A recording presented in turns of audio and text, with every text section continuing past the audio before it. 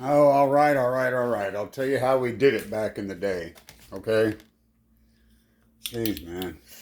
You sure you want to know? All right. Out here in Tennessee, in these hills and hollers. Uh, Anybody want some hot dogs? Well, here we go. Yeah, the way we used to do it back in the day. Uh, in Tennessee. Um,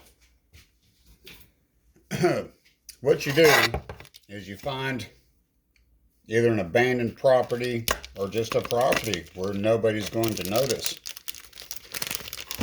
And you buy a school bus, like an old school bus, okay? So you buy a school bus, right? And you find you get out in the woods somewhere where you can move that thing into like a little holler or something, like a little crevice out in the hills. And you park that thing there and you cover it up with dirt, okay? You're going to probably need an excavator or a dump truck, all right, to do this. Or just if you've got a truck, you move dirt. And you cover the school bus up. And then you plant foliage on top of it. Make sure that you have a way in and out of that thing. Prior to that, you've already removed all the seats from the school bus. Now, you can plant and then you let it rest there until, like autumn comes, the leaves fall, it's all covered up. Then you go in there and you create a ventilation system where air can get in and out, fresh air can get in and out with a fanning system in the school bus. Now you can plant like a good,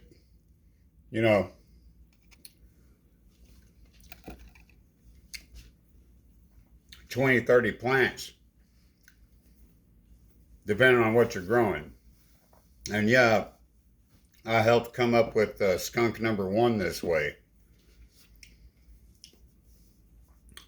So underground, literally in a school bus, you can plant a good 20, 30 plants that way. And nobody will ever fucking see it. You have the lights in there and everything. You can do it hydroponically if you want to.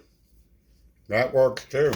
It actually produces more, back then, it actually produces more results to do it hydroponically inside of a school bus that you bought, that you planted out in the woods on property that isn't yours, which you put a ventilation system in and hid it where the owner would not notice ever, or anybody else, or the helicopters, the black helicopters flying around. And you can gross about that way, I mean, that's one way. I mean, you can gross typically like at least, like 30 pounds per grow inside a school bus that you bought and buried on somebody else's property, put a ventilation system in it, and the lights, because you have a generator, you can cycle through with the generator. You can cycle through when it's time for the cannabis plants to rest or grow hydroponically or in pots. That works too. Because so that's how we used to grow weed in Tennessee. A lot of people probably still do that. And then what you do during harvest, before you start your new grows,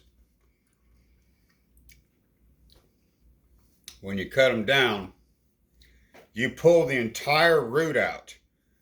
Don't cut it at the bottom. Pull the entire root out, stuff it in a trash bag, take it somewhere, hang it upside down in the dark. It's got to be in the dark, okay? When you're curing cannabis, it has to be in the dark. And you hang it upside down. Put it in a closet somewhere, an empty closet or something, you know? Hang it upside down in the dark and let it cure for a few weeks, all right? Then you can trim it. And you keep all that trim. Don't forget to put like a piece of plastic or something down below it while it's curing. That way you can catch all that too and scrape it up. Let it cure for a while. And it takes a good long while for cannabis to cure, okay? Once it's cured, you can trim it. All right? You don't have to trim it after it's freshly pulled. All right? You don't have to do that. All right? Then you trim it. And then you know, you've got your buds, and you've also got the trim, and you've also got the fall off from what happened while it was curing. Yeah, so go buy a school bus and bury it. All right? It's not that hard to do at all. I mean, you can get dirt from anywhere. You know, I'm serious. To cover that thing up. And the ventilation system isn't that expensive. And, you know, the lights, that's the most expensive part, really, is the lights. And then whenever you got, once you grow like maybe 30 pounds or more, you can, you know, of course you'll have contacts where you can offload it to them. I know cops who I went to school with who sell weed. I'm not joking. You can sell pot to the cops in Tennessee. They'll buy it. I'm not joking. Now, the ones that you keep seeing where they keep getting popped, it's because they stole the shit or they did something wrong. And the cops are like, you know what? We're just going to take your weed, you know, and charge you with something else, you know. So anyway, yeah, that's how you do it. Go buy you it doesn't even have to be a school bus. It could be an RV or something. I don't know. And school bus is best. You just take the seats out. You bury the damn thing. Put a ventilation system in it. Get the lighting in there. And, you know, make sure it's sanitary.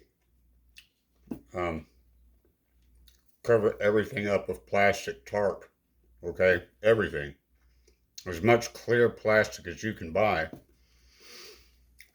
Seal it up so the plants don't get infected. Okay? You can also put ladybugs in there inside the school bus. Put some ladybugs in there. That keeps the pests off of them.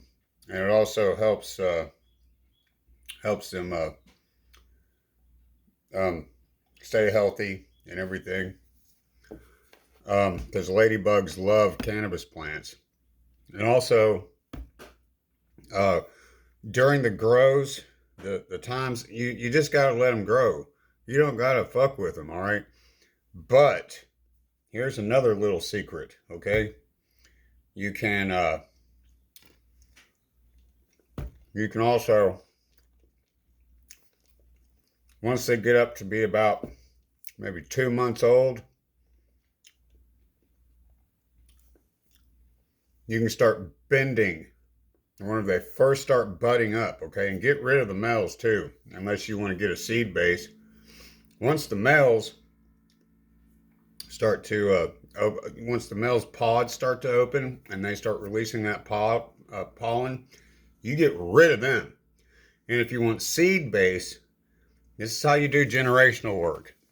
If you want seed base, okay, for whatever strain you're growing, you take the males after they first open their pods and start releasing pollen. You cut those things down, you hew them down, and you can shake them over the females who are just starting to bud. Okay? And that's going to create your seed base. That way you can, you don't have to hibernize if you don't want to. Or hibernization, you can keep it pure, or you can, But anyway, that's how you get your seed base. You hew the males down and you shake them over the females once they first start budding. Like you start seeing trichomes and things like that.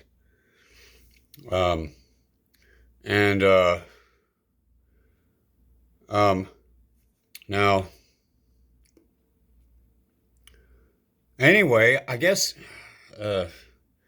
I can start talking about terpenes too if you want me to. I can tell you a lot about skunk number one is one of my favorites because it's got a lot of limonene in it, which is good for PTSD, anxiety, and depression. So,